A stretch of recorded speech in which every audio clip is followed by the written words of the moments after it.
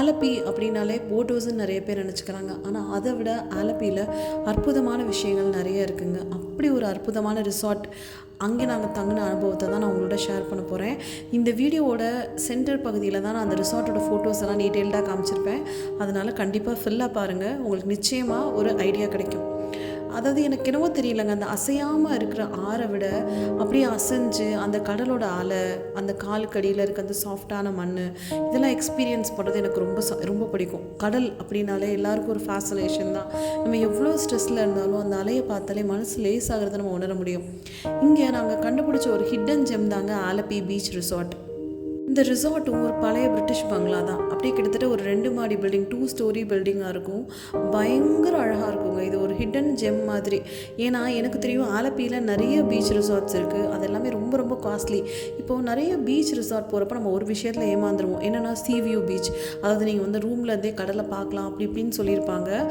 அதே மாதிரி ரூம்லேருந்து கடலை ஆக்சஸ் பண்ண முடியும் அப்படின்னு சொல்லுவாங்க ஹோட்டல்லேருந்து. ஆனால் நம்ம அங்கே போய் பார்த்தா கடல் எங்கேயோ இருக்கும், நம்ம ஹோட்டல் எங்கேயோ இருக்கும். ஆனால் அதுக்கு எல்லாத்துக்குமே இந்த ரிசார்ட் ஒரு எக்ஸம்ஷனுங்க. இந்த காஸ்ட்டில் சத்தியமாக நீங்கள் எங்கே தேடினாலும் இந்த மாதிரி ஒரு ரிசார்ட் உங்களுக்கு கிடைக்கவே கிடைக்காது. ஏன்னா நம்ம வீட்டோட பின்கட்டை திறந்தால் எப்படி கடல் இருக்குமோ அந்த மாதிரி இந்த ரிசார்ட்டில் ஒரு 5 நிமிஷம் நடந்து போனாலே கடல் இருக்கும். நாங்கள் கோவளமில் ரொம்ப காஸ்ட்லியாக ஒரு ஹோட்டலில் தங்கினோங்க. அங்கே ரொம்ப பக்கத்தில் கடல் இருக்குன்னு சொன்னாங்க. கடைசியில் பார்த்தா 5லேருந்து 10 நிமிஷம் ஒரு பேசேஜ் வழியாக நடந்து போய் தான் கடலை பார்க்க முடிஞ்சது. ஆனால் இங்கே நம்ம ரூம்குள்ளே தங்கியிருக்கப்பயே அந்த நைட்டு ஃபுல்லாக கடலோட சத்தம் கேட்கும். நைட்டில் கடலை போய் நம்ம நின்று பார்க்க முடியும். கிட்டத்தட்ட ஒரு ப்ரைவேட் பீச் மாதிரி. பெருசாக அந்த ஹோட்டலில் வந்து நம்ம ஆஃப் சீசன் டைம் போனோன்னா கூட்டமே இருக்காதுங்க. ஒரு பழைய பங்களாவில், சந்திரமுகி பங்களா மாதிரி அவ்வளோ அழகான பங்களாவாக இருக்கும். ஸோ அந்த பங்களாவில் கடலை பார்த்தபடிக்கு நம்ம பீஸ்ஃபுல்லான ஸ்டேயாக இருக்கும். பொதுவாக இந்த மாதிரி எந்த டூரிஸ்ட் டெஸ்டினேஷன்ஸுமே நீங்கள் season time, peak season time போகவே போகாதீங்க. இது நான் நிறைய வீடியோஸில், ட்ராவல் வீடியோஸில் சொல்லிகிட்டே இருக்கேன். இதெல்லாம் அந்த ஹோட்டலோட அந்த இன்டோர் வியூஸ் தாங்க. பாருங்கள் எவ்வளோ அழகாக இருக்குன்னு சொல்லிட்டு. அங்கங்கே ஊஞ்சல் போட்டிருப்பாங்க. அப்படியே இந்த ஸ்விங்ஸ் மாதிரி இந்த நெட்லேயே செஞ்ச வலை மாதிரி அந்த ஊஞ்சல்லாம் போட்டிருப்பாங்க. ஸோ ரொம்ப ரிலாக்ஸ்டான ஒரு வியூ கிடைக்கும். இது வந்து இந்த ரூம் வந்து நீங்கள் அப்படியே பார்த்தீங்கன்னா கடல் பக்கத்துலேயே இருக்கும். ரொம்ப க்ளோஸ் டு த கடல் அப்படி இருக்கும். ஸோ நாங்கள் வந்து இதுக்கு 2-3 தடவை போய் ஸ்டே பண்ணப்போ எல்லாமே ஒரு நிறைய ஃபேமிலி மெம்பர்ஸ் சேர்ந்து தான் போனோம். ஒரு 10 பேர் 15 பேர் அப்படி தான் சேர்ந்து போனோம். இதில் பார்க்குறப்பே நீங்கள் பாருங்களேன், அந்த ஒரு ஆன்டிக்கான ஒரு வைப் தெரியுதா? எனக்கு இந்த பீச் ரிசார்ட்டில் தங்குறப்போ நமக்கு இந்த மாதிரி ஒரு வீடு இருக்கக்கூடாதா அப்படின்னு தோணுச்சுங்க. அவ்வளோ அழகாக இருந்தது. இது வந்து மாடியில் சிம்பிளான ரூம்ஸும் இருக்குது. நாங்கள் கீழே தங்கின ரூம் வந்து ரொம்ப ஒரு ஹெரிட்டேஜ் ரூம் மாதிரிங்க. அதை நான் ஆக்சுவலாக அந்த டைமில் ஃபோட்டோ எடுக்காமல் விட்டுட்டேன். இது முன்னாடி போய் ஸ்டே பண்ணதோட ஃபோட்டோஸ் தான். இந்த ரூம் எங்கள் க்ளோஸ் ரிலேட்டிவ் ஒருத்தவங்க நியூலி வெட் கப்பிள்ஸ், அவங்களுக்கு தான் கொடுத்துருந்தோம். ஸோ அவங்களே இந்த ரூம் ஸ்டேவை ரொம்ப என்ஜாய் பண்ணாங்க. நான் சொல்கிற மாதிரி இந்த ரூம் வந்து ஸோ அட்ஜசன்ட் டு கடல், ரொம்ப பக்கத்தில் இருக்கும். இது அப்பா அம்மாவுக்கு மாடியில் ரூம் போட்டு கொடுத்துருந்தோம். அது அப்படியே மாடியிலேருந்து பார்த்தா அப்படியே கடல் தெரிஞ்சிட்டே இருக்குங்க. இது ஒரு பெரிய பால்கனி மாதிரி கொடுத்துருப்பாங்க. இங்கே நம்ம உட்காந்து சாப்பிடலாம், வைக்கலாம். ஸோ பாப்பா தனியாக போனது. இங்கே பாருங்களேன், இது கிட்டத்தட்ட பாருங்கள் யாராவது ஒரு கூட்டம் இருக்கான்னு சொல்லிட்டு அப்படி ஒரு ப்ரைவேட் பீச் மாதிரி இருக்கும். அதாவது அரேபியன் சீ, அதுதான் கேரளாவில் முக்கால்வாசி. ஸோ அரேபியன் சீ பக்கத்தில் இதை நான் இன்ஸ்டாவில் போஸ்ட் பண்ணியிருந்தேன்னு நினைக்கிறேன். ஸோ ஒரு ப்ரைவேட் பீச் எக்ஸ்பீரியன்ஸை உங்களுக்கு கொடுக்கும். நிறைய பேர் நம்ம நடந்தும் போகலாம். இந்த கல்லெல்லாம் போட்டு பாண்டிச்சேரி பீச் மாதிரி ரொம்ப அந்த பார்க்கவே வந்து அந்த கடலோட பக்கத்துலேயே அருகாமையே பயங்கர அழகாக இருக்குங்க.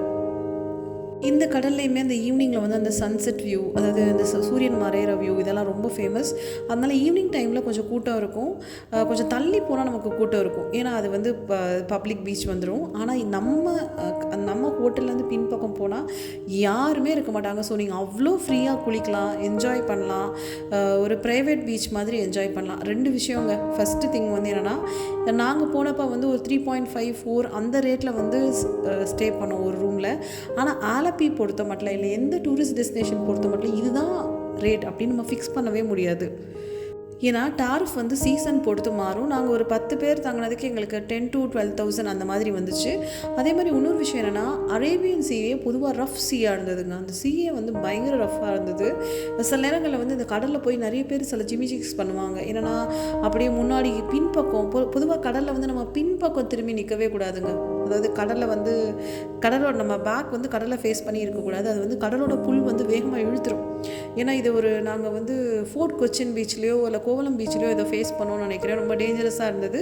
ஸோ அதே மாதிரி தான் ஆலப்பி பீச்லேயுமே சில ப்ரிகாஷன்ஸை நம்ம எடுத்துக்கணும். ஏன்னா அரேபியன் சி எங்கெல்லாம் இருக்குமோ அதெல்லாமே கொஞ்சம் ரஃப் சி தான். கேரளாவில் மோஸ்ட்லி அரேபியன் சி இருக்குது.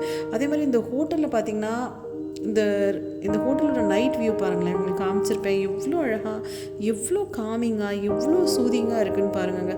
நான் முதல் தடவையாக இந்த ஹோட்டல் போயிருந்தப்போ தான் அதே மாதிரி இந்த ஹோட்டலுக்குள்ளேயுமே அவ்வளோ அழகாக வச்சுருப்பாங்க. அதாவது நிறைய செடி இதெல்லாம் வச்சு ரொம்ப அழகாக இருக்கும்.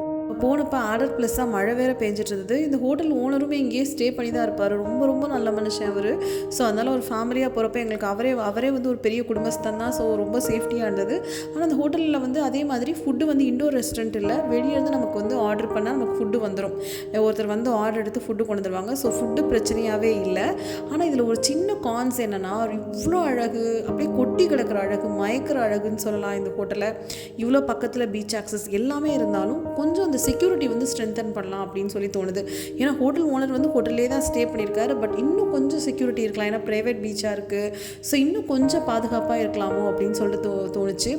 ஆனால் நீங்கள் ஒரு 10-12 பேர் கொண்ட குழுவாக போகிறீங்கன்னா, நிறைய பேர் போகிறீங்கன்னா, இதை விட ஒரு அழகான இடம் உங்களுக்கு கிடைக்காதுங்க.